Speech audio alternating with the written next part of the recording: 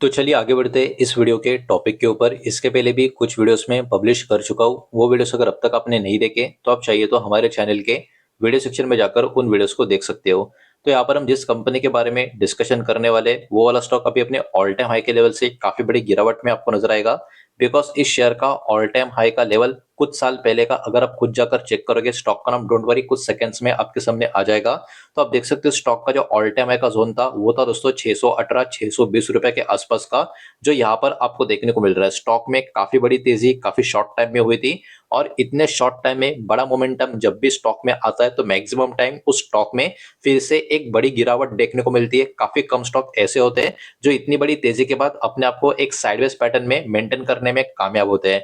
तो ये स्टॉक तो साइडवेज पैटर्न में अपने आप को मेंटेन करने में कामयाब नहीं हुआ, स्टॉक में काफी बड़ी गिरावट आ गई, और गिरते गिरते अब ये वाला स्टॉक 280 290 के बीच में ट्रेड होता हुआ हमको यहाँ पर देखने को मिल रहा है। तो स्टॉक का नाम, कंपनी का नाम आपके स्क्रीन के सामने आपको देखने को मिलेगा, RailTel corporation of India limited. यहाँ पर इस कंपनी के बारे में हम डिस्कशन करने वाले हैं। 286 के आसपास का अभी का इसका क्लोजिंग प्राइस है। एकदम हल्की सी तेजी इस स्टॉक में आज के दिन हमको देखने को मिली है। कंपनी के बारे में काफी बड़ी डेवलपमेंट मार्केट में निकल कर आ चुकी है, उसको यहाँ पर हम कवर करने वाले हैं। अब देखिए स्टॉक में ओवरऑल इंट्राडे में नेगेटिविटी देखने को मिल रही थी, लेकिन जाते जाते एक स्पाइक स्टॉक में आता हुआ हमको देखने को मिल रहा है। खबर भी इस कंपनी के बारे में जो आ रही है थोड़ी पॉजिटिव आपको देखने को मिलेगी, उसको ही कवर करेंगे। उसके पहले स्टॉक के पिछले कुछ समय के मोमेंटम की बात करें तो पिछले 6 महीने की अगर हम बात करें, स्टॉक में 6 महीने में कहीं ना कहीं साइडवेज टू नेगेटिव पैटर्न ही आपको नजर आएगा। अराउंड 14% की गिरावट 6 महीने में आपको नजर आएगी। एक साल का भी कहीं ना कहीं लोएस्ट जोन के आसपास स्टॉक है, 18% की गिरावट आपको देखने को मिलेगी।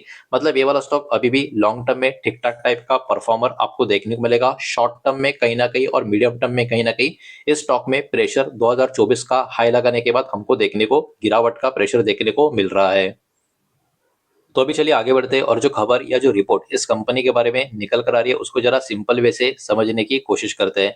तो इस कंपनी को एक्चुअली एक ऑर्डर यहाँ पर मिलता हुआ देखने को मिल रहा है। तो रेलटेल कॉर्पोरेशन ऑफ इंडिया की अगर हम बात करें, इनको रिसीव चुका है एक work order, Deendayal port authority की तरफ से इनको ये वर्क ऑर्डर मिला हुआ है।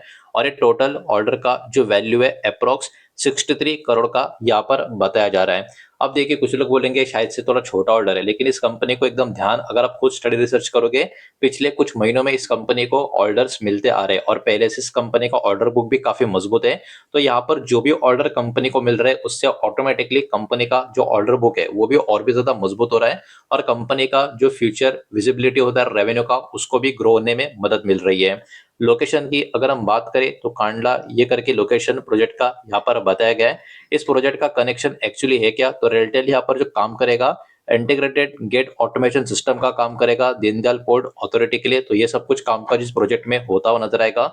स्कोप ऑफ वर्क की अगर हम बात करें, इस कॉन्ट्रैक्ट में सिस्टम का डिजाइनिंग, उसके बाद जो रिक्वायरमेंट इक्विपमेंट होंगे उसका सप्लाई, फिर इंस्टॉलेशन, टेस्टिंग, कमीशनिंग, ये सब कुछ इस कॉन्ट्रैक्ट में यहाँ पर इंक्लूड किया गया है।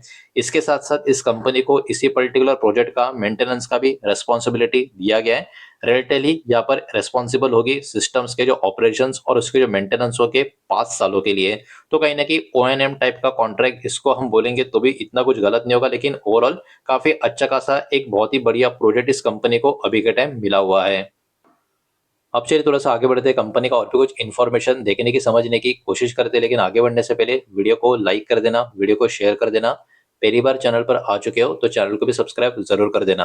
अब देखिए कंपनी का मार्केट कैप 9,153 करोड़ के आसपास कंपनी का मार्केट कैप है। मतलब है तो ये एक स्मॉल कैप कंपनी अभी के टाइम, इस बात को यहाँ पर आप ध्यान में रखें।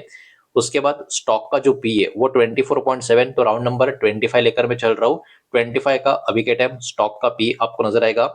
इंडस्ट्री का पी भी एक बार देख लेते हैं, तो इंडस्ट्री का पी अभी के टाइम 17 के करीब देखने को मिल रहा है। मतलब क्या, मतलब इंडस्ट्री का जितना डिमांड अभी के टाइम है, कंपनी का या स्टॉक का डिमांड इंडस्ट्री से भी ज्यादा हमको देखने को मिल रहा है, जो मार्केट में काफी अच्छी बात मानी जाती है।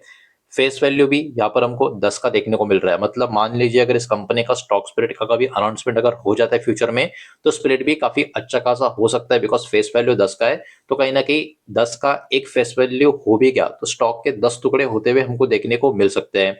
उसके बाद प्लेज परसेंटेज की बात करें तो यहाँ पर नंबर है 0। मतलब कंपनी के जो प्रमोटर्स है उन्होंने अपना कोई भी शेयर गिरवी रखा नहीं है। डेब्ट टू इक्विटी देखो 0.03 है, मतलब इस कंपनी के ऊपर कर्जा ना के बराबर का है, काफी कम है। इसको आप नेट डेट फ्री कंपनी बोलोगे तो भी कुछ गलत नहीं होगा। तो कहने की डेब्ट टू इक्विटी भी कंपनी का बहुत ही कम आपको यहाँ पर देखने को मिलेगा। उसके बाद असेट्स की अगर हम बात करें 5,830 करोड़ के आसपास का कंपनी का टोटल असेट का नंबर भी देखने को मिल रहा है। तो नंबर्स ओवरऑल तो कंपनी के काफी अच्छे खासे अब तक तो नजर आ रहे हैं। अभी चलिए आगे बढ़ते हैं और चेक कर लेते हैं इस कंपनी का प्रॉफिट एंड लॉस का स्टेटमेंट। स्टैंड अलोन फिगर है पर हम चेक करेंगे, जो भी नंबर होंगे सारे के सारे करोड़ में होने वाले हैं। तो पिछले कुछ सालों का फाइनेंशियल ईयर का डेटा हर एक कंपनी का एक एक साल का चेक करने वाले हैं। ओवरऑल बात करें इस कंपनी की तो आप देख सकते हो 4 साल पहले कंपनी का जो प्रॉफिट था 188 करोड़ का था, फिर हो गया 246, फिर हो गया 300 और लास्ट ईयर था 346 करोड़ का। मतलब ये कंपनी लॉन्ग टर्म में लगातार ग्रो होती हुई आपको देखने को मिल रही है। अब देखिए स्टॉक का जो चार्ट का पैटर्न हमने देखा था, 600 रुपए के ऊपर हाई लगाने के बाद स्टॉक में कंटिन्यूअसली काफी अच्छे खासी गिरावटें देखने को मिली है। लेकिन वो वैल्यूएशन का इशू था, ठीक है, ये बात यहाँ पर आप ध्यान में रखें, बिकॉज स्टॉक उसके पहले काफी कम टाइम में काफी बड़ा मूव दिखा चुका था, जो मैंने अभी चार्ट में आपको दिखाया भी। उसके बाद वो करेक्शन आता हुआ देखने को मिला।